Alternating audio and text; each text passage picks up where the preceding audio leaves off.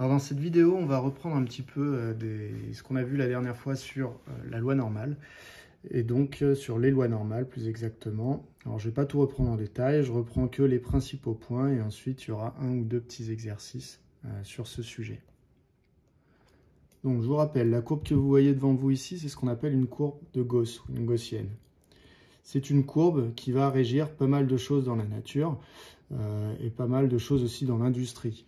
Pour l'industrie, par exemple, si je fabrique des pots de crème et que dans mon pot de crème, il faut que je mette 3 centilitres de crème dans ce pot, eh bien, dans ce cas-là, ma machine, elle va être réglée pour mettre 3 centilitres, mais elle va à chaque fois en mettre un petit peu plus ou un petit peu moins en fonction de la viscosité de votre crème, de la précision de votre machine.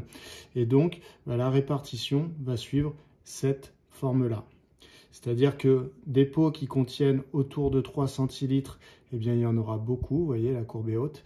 Et plus on s'écarte des 3 centilitres, moins il y en aura. Petit rappel, l'air total sous la courbe est égal à 1 pour avoir la probabilité maximale égale du coup à 1.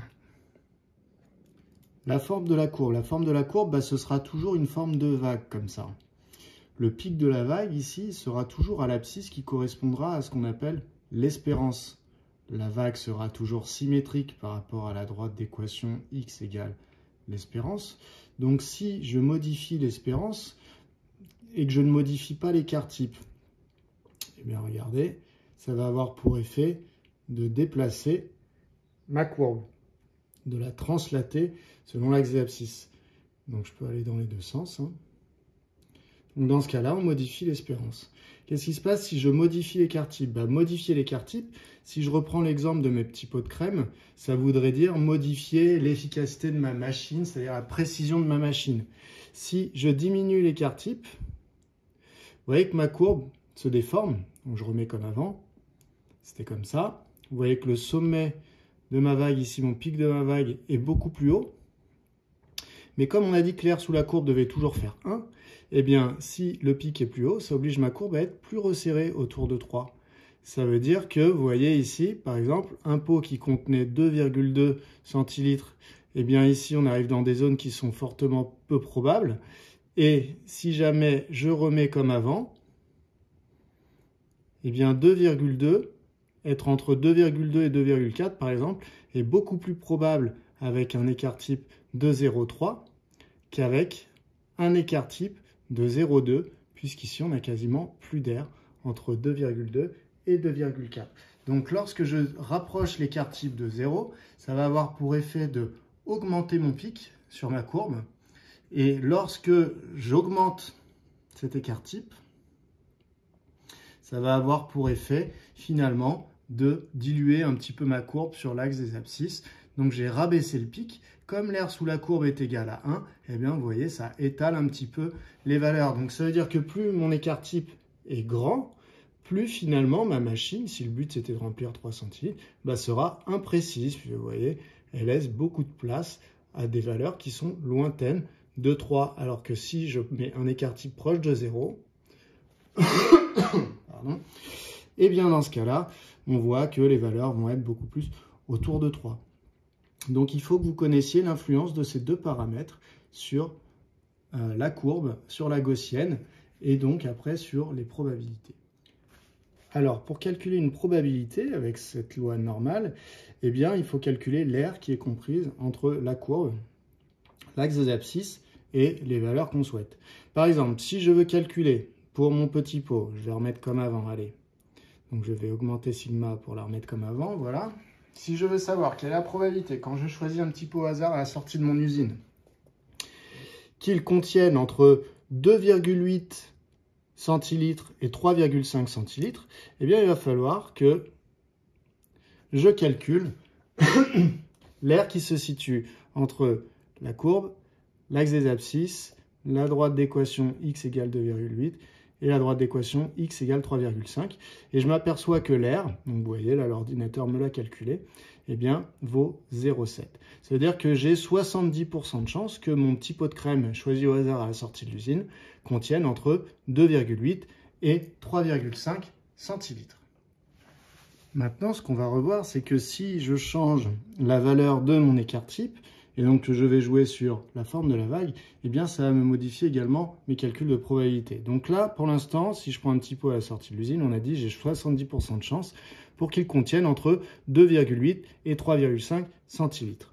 Si jamais je règle ma machine et que je diminue l'écart type, donc si je diminue l'écart type, ça va me donner ça, l'écart type est passé, vous voyez, à 0,2, et bien dans ce cas-là, l'air sous la courbe est beaucoup plus importante, puisque ma courbe, le pic a augmenté. On a dit que l'air total sous la courbe faisait 1, donc si j'augmente le pic, ça m'oblige à resserrer ici autour de l'espérance. Et vous voyez que désormais, l'air qui est assuré en bleu, eh bien, elle vaut 0,84, c'est-à-dire qu'on a 84% de chance pour que le petit pot, avec ce réglage de machine, eh bien, contienne entre 2,8 et 3,5 centilitres. On peut continuer. Si je règle pour que ma machine soit encore plus précise, donc on va diminuer l'écart type. Et donc, on va se retrouver dans ce cas-là. Donc là, vous ne voyez pas, mais il y a le pic qui est tout en haut. Et donc ici, on passe une probabilité de 0,98. Donc avec l'écart type, pour un même intervalle, je peux m'arranger pour avoir une certaine probabilité. On va passer désormais aux exemples en faisant des exercices. Le premier exercice qu'on va faire, c'est le 63. Donc, dans un groupe d'assurance, on s'intéresse au coût d'une certaine catégorie de sinistres survenus pendant une année. On considère la variable aléatoire grand C qui, à chaque sinistre tiré au hasard parmi les sinistres de cette catégorie, associe son coût en euros. On suppose que C suit la loi normale de moyenne 1200 et l'écart type 200. Calculer la probabilité qu'un sinistre tiré au hasard parmi les sinistres de ce type coûte entre 1000 et 1500 euros. Donc ça veut dire que mes probabilités vont pouvoir être calculées à l'aide d'air sous la courbe de Gauss, qui va être ici centré qui va avoir son pic en l'espérance. Donc ici on a dit 1200, avec un écart type de 200. Donc ça me donne des informations sur la hauteur ici de mon pic. On me demande quelle est la probabilité pour que le sinistre coûte entre 1000 et 1500 euros. Donc, on me demande la probabilité pour que le coût du sinistre soit entre 1000 et 1500 euros. Donc ça, on va le calculer grâce à l'air sous la courbe. Donc, il va falloir que je cherche l'air entre 1000 et 1500.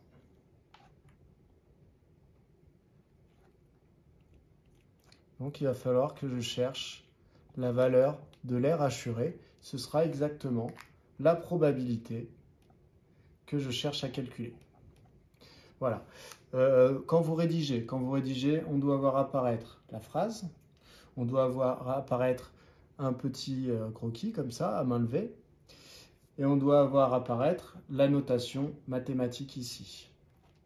Dans votre schéma à main levée, il faut que votre courbe soit à peu près symétrique par rapport à l'axe ici d'équation x égale l'espérance.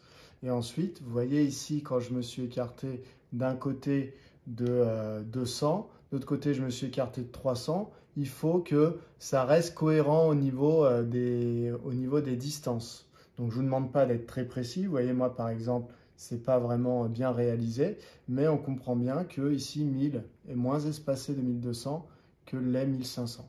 Voilà, ici il y a 300 alors qu'ici il y a 200. On ne demande pas quelque chose de très précis, mais on veut voir si vous avez bien compris quand même ce qui se passait. Ensuite, on va passer au calcul. Alors le calcul, on va le faire avec notre calculatrice, on va aussi le faire avec GeoGebra. Voilà, donc sur GeoGebra, il y a un outil probabilité. Donc vous voyez ici, j'ai bien dit que j'étais sur une loi normale de paramètres mu égale 1200 et sigma égale 200. Donc la courbe qui a été tracée par le logiciel a compris ce que je lui disais. Donc du coup, il m'a dit, ben voilà, le pic de la vague, je vais le mettre en 1200. Et ensuite, il a réglé la hauteur avec le bon sigma. Ensuite, je lui ai demandé la probabilité. Alors lui, il ne savait pas que moi je parlais d'une variable aléatoire qui s'appelait grand C, donc lui il me parle de grand X. Donc j'ai dit la probabilité d'être entre 1000 et 1500. Et donc GeoGebra a calculé l'air, qui est ici en bleu, et il m'a dit que cet air valait 0,7745. Donc je vais donc pouvoir conclure de cela que mon sinistre pris au hasard, eh bien, il coûtera entre 1000 € et 1500 € avec une probabilité de 77,45% de chance. Donc je l'écris, probabilité que le coût soit entre 1000 et 1500 €, eh bien c'est 0,7745. Donc la probabilité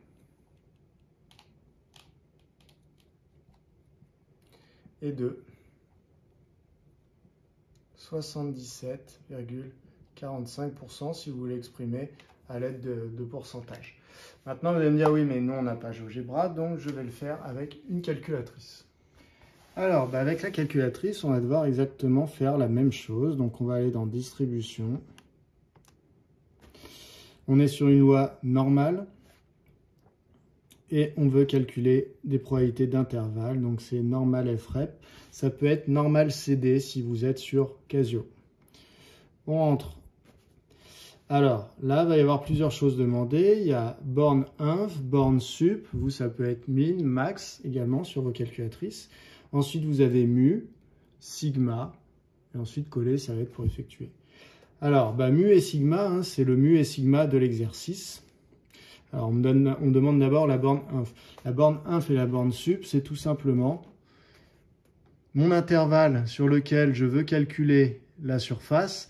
Eh bien, je vais dire la valeur inférieure, d'où elle part, et la valeur supérieure. Donc, c'est 1000 pour la borne inf, 1500 pour la borne sup. Donc, 1000 pour la borne inf, 1500 pour la borne sup.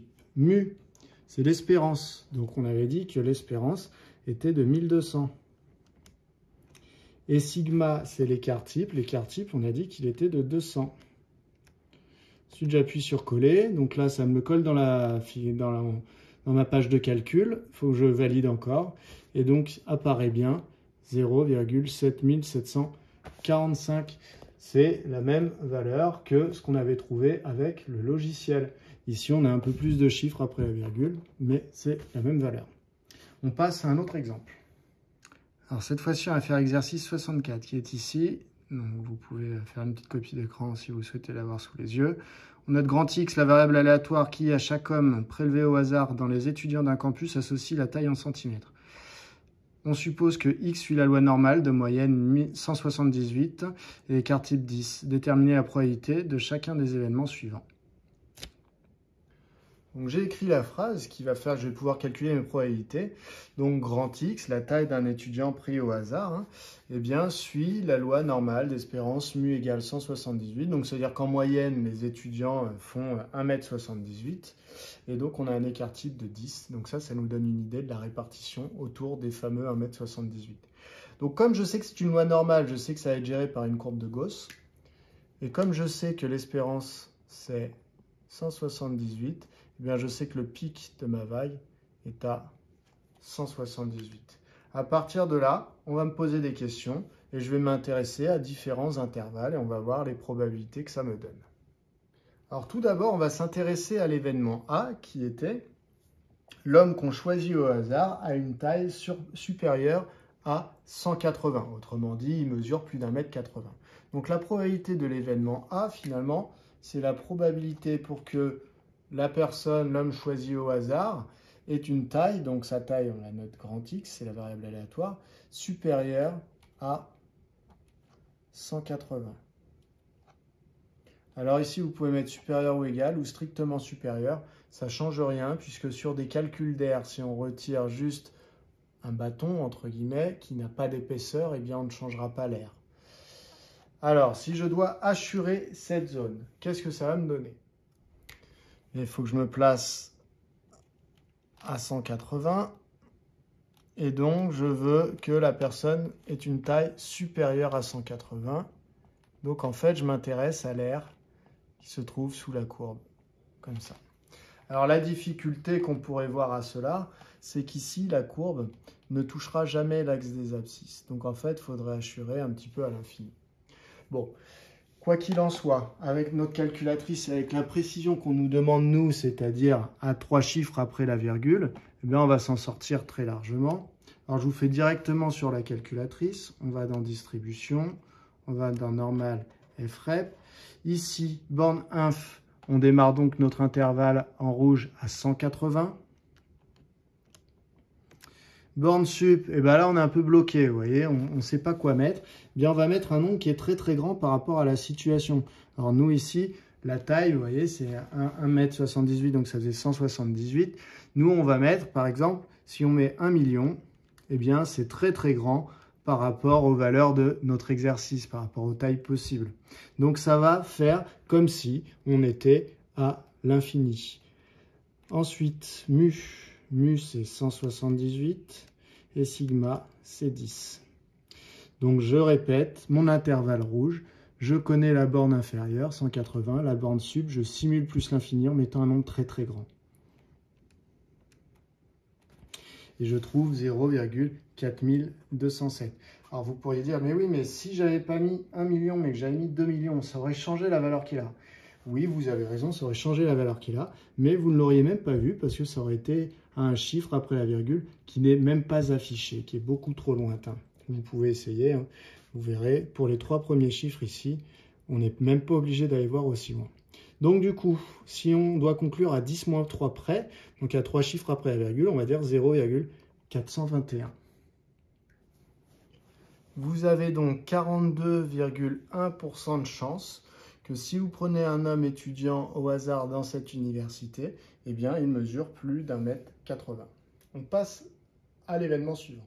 L'événement suivant, c'est l'événement B, c'est que l'étudiant homme pris au hasard, eh bien, mesure plus d'1,90 m. Donc P de B, c'est en fait la probabilité pour que grand X, la taille de l'étudiant choisi, soit supérieure à 190.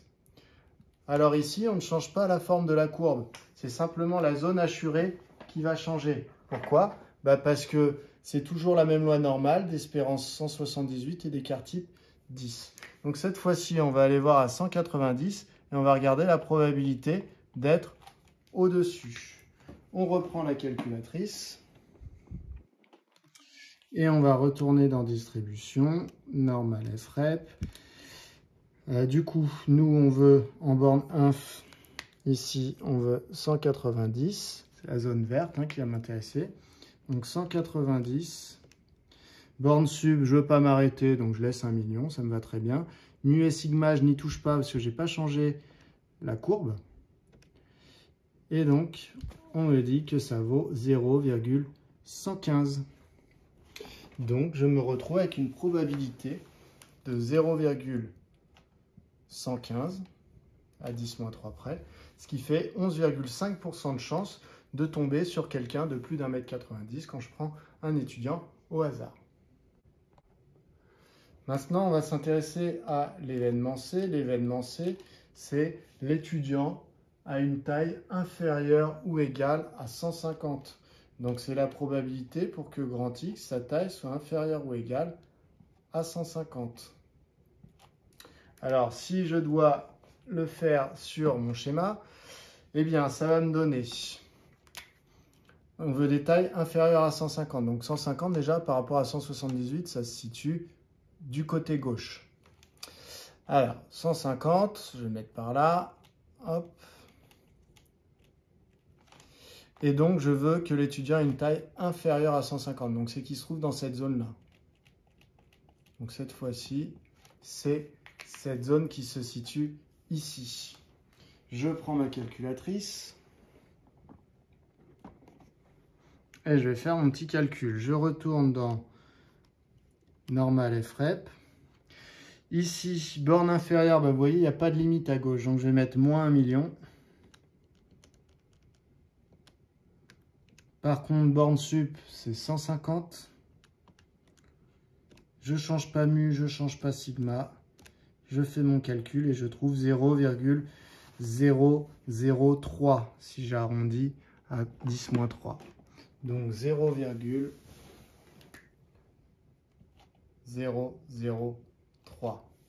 Donc ça veut dire qu'il y a 0,3% de chance de trouver un étudiant qui ait une taille inférieure à 150 cm. Donc qu'il fasse moins d'1,50 m. On passe à la dernière question.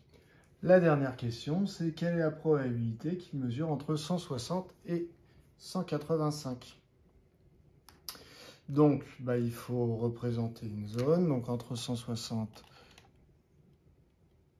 et 185. Donc, comme je vous disais, pas besoin d'être à l'échelle, mais il faut que ce soit quand même un petit peu réaliste. Donc, quelle est la probabilité que la taille de l'étudiant tombe entre 160 et 185, je vais y arriver? Eh bien, c'est la valeur de l'air sous la courbe. Donc, c'est la probabilité pour que x soit entre 160 et 185. On reprend la calculatrice et on fait ce calcul. Donc cette fois-ci, on connaît la borne inf et la borne sup. Donc, du coup, je retourne dans distribution, normal FREP. Ici, borne inf, ça va être 160. Borne sup, 185. Mu et sigma ne changent pas. Je valide et je trouve 0,722. 0,722. Ça veut dire qu'on a 72,2% de chance que l'étudiant homme choisi au hasard mesure entre 1,60 m et 1,85 m. Voilà, donc ça c'est vraiment la base de ce que vous devez savoir faire sur les lois normales pour la prochaine fois qu'on se voit. À bientôt. Entraînez-vous quand même à faire tout seul le 65 et le 66 de votre livre, page 273. Voilà. Normalement, vous êtes en mesure d'y arriver tout seul avec ce qu'on a fait là.